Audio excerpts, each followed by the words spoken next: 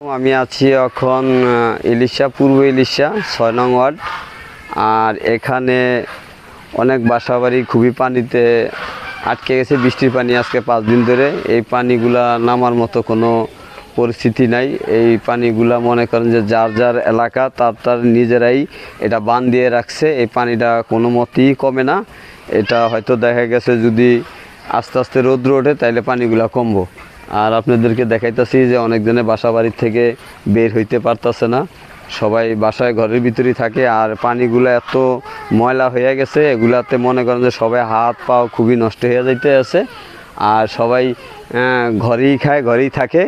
এখানে বাইরে হওয়ার মতো কোনো ক্যাপাসিটি নাই।